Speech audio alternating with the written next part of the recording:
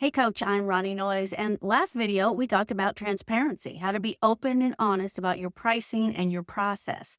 And a lot of you let me know that it changed how you think about sales conversations, which is amazing, yay. But transparency is only part of the equation. Another part is respect. And that's what we're covering today. Because here's the thing, you can be completely transparent about your pricing and still come across as pushy or manipulative if you're not respecting your prospect's decision making process.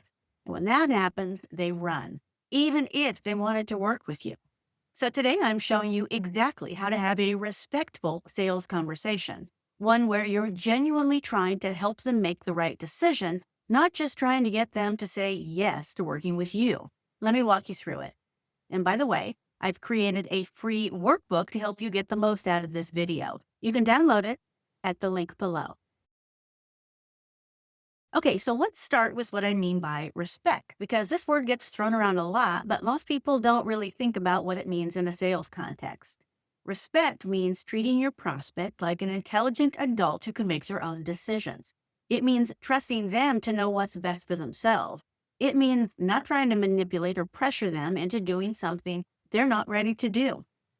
And I know what some of you are thinking, but Ronnie, isn't my job to help them see that they need this?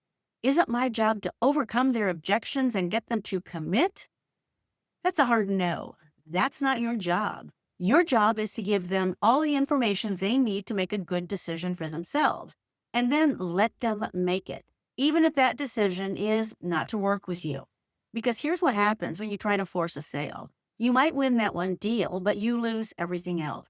You lose their trust, you'll lose their respect, you lose any chance of them referring other people to you. And most importantly, you lose your own integrity in the process. That's a deal breaker for me, and I'm going to guess that it is for you too. But when you respect their decision making process, even when they say no, you keep all of that. They trust you, they respect you, and they tell other people about you because you treated them well with respect. So, how do you actually do this? How do you be respectful in a sales conversation? It all comes down to one thing. Are you ready? Align your agenda with your prospect's agenda. Let me say that again because I really want you to get this. Align your agenda with your prospect's agenda. Now, some coaches have just one agenda: close the sale, get the prospect to say yes, get them to pull out that credit card. That's what they're focused on. That's what they want. And guess what? Your prospect can feel that predatory mindset. They can tell that you want something from them, and it makes them defensive. It makes them pull back. It makes them say things like, I need to think about it, even when they don't actually need more time. They just need you to stop pushing. But when you align your agenda with theirs, everything changes. What's their agenda? They want to know if working with you is the right solution for them, to understand if you can help them, to make a good decision that they will regret. So that becomes your agenda too. You're not trying to close them. You're trying to help them make the right choice for them, even if that choice is to walk away. When you approach it in this way, you're on the same team. You're working together to figure out the best path forward. And that feels completely different. That feels respectful. That feels like partnership, not manipulation. As coaches, we're trained that the client has the answers, and the way we help them find the answers is to ask questions. So why would you abandon that in the sales conversation? Because that's what you're doing if you assume you know what the prospect needs. When you assume you know what the prospect wants. When you assume you know what the prospect is willing to invest. And then you pitch based on those assumptions. So instead of assuming, do your coach thing and ask.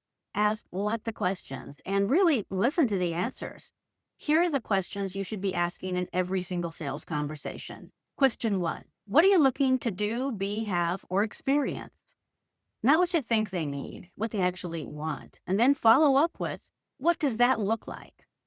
Because people will say things like, I want to grow my business, but what does that actually mean? Does it mean more clients, more money, more free time, more impact? You don't know until you ask.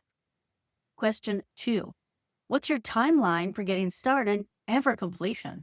This is huge because someone who needs this solved in the next 30 days is a very different prospect than someone who's just exploring options for next year.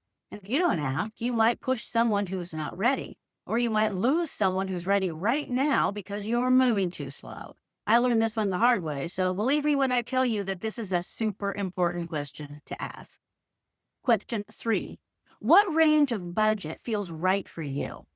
I know this question makes people nervous, maybe you and your prospect, but you need to ask it because if someone is thinking about spending $1,000 and your program is $10,000, you need to know that now, not at the end of the meeting after you spent an hour with them. And notice the way I'm asking it, not what can you afford, which sounds kind of judgmental, doesn't it? Not what's your budget, which sounds demanding, but what range feels right for you, which is open and respectful and doesn't make anyone feel nervous or pressured. Question 4.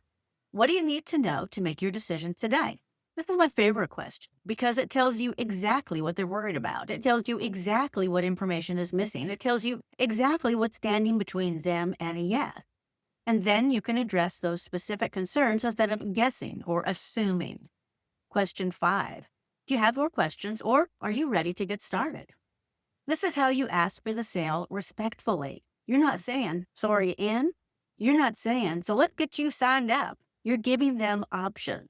They can ask more questions or they can move forward. Either is fine. And sometimes you need to add one more question. Can I bounce a few thoughts off you? This is great when you have a recommendation that you want their permission to share. You're asking if it's okay to give them your opinion. You're showing respect for their process. Okay, so now let's talk about what disrespect looks like. Because I see coaches doing this stuff all the time and they don't even realize how it's coming across. Number 1, don't try to force a sale. If someone says they need to think about it, don't immediately launch into a closing technique. Don't try to pressure them into deciding right now. Instead, offer to help them think it through. And if they still want time, give it to them without guilt, without making them feel bad. Number 2, don't use manipulation or persuasion tactics. You know what I'm talking about. The fake scarcity, the this price is only good until midnight nonsense, the I only have one spot left, or you actually have 10 spots left. People can smell that stuff a mile away, and it destroys trust. Just be honest about what you have available and what you're offering. That's it. Number 3, don't try to seduce them with fancy language or promises you can't keep. I've heard coaches promise results they have no control over. Be honest about what you can help with and what's up to them. Respect their intelligence enough to tell them the truth. Number 4, don't take it personally when they say no. This is big. When someone declines your offer, it's not a rejection of you as a person. That's just not the right fit right now. Maybe they can't afford it. Maybe the timing is off. Maybe they need something different. Whatever the reason, respect their decision. Thank them for their time, wish them well, and leave the door open. Because sometimes no today becomes yes 6 months from now. But only if you don't burn that bridge by being too pushy or taking it personally. Let me give you an example of what a respectful sales conversation sounds like. After you've asked all your questions and understand their situation, you might say something like this. Okay, based on everything you've told me, here's what I'm thinking. It sounds like you're dealing with X problem and you want to get Y outcome. And based on my experience, I'm thinking my Z program would be a really good fit for you. Now here's why. Then you explain your recommendation, why you believe this is their best option. And then you ask, does that make sense? Does that feel like it would be a good solution for you? You're checking in. You're making sure you're aligned. You're giving them space to agree or disagree. And then maybe they have questions, so you answer them. And then you ask, what else do you need to know to make your decision? And if they don't have more questions, now you ask, do you have any more questions or are you ready to get started? See how that works? At every turn, you're asking, you're checking in, you're making sure they're with you. You're not pushing, you're not assuming, you're just having a conversation with another adult who can make their own choices. That's respect. Okay, let's review. Here's what respectful selling looks like. 1, align your agenda with your prospect's agenda. You're trying to help them make the right decision, not force a sale. 2, ask, don't assume. Use those 5 key questions to really understand what they need. 3, don't force, manipulate, seduce, or pressure. Just be honest and let them decide. 4, respect their decision even when it's a no. Thank them and leave the door open. When you approach sales this way, you might close fewer deals in the short term, but you'll build so much more trust and respect that you'll close way more deals over time because people will tell their friends about you. People will come back to you when they're ready. People will trust you because you earned it. This is what I learned over my 20 plus years as a coach. Respect for your client's agency is the best sales strategy ever. Next time, we're wrapping up this series with part 3, how to talk about money confidently, because transparency and respect are great and essential, but you also need to believe in yourself and what you're offering. And that's what we're covering next.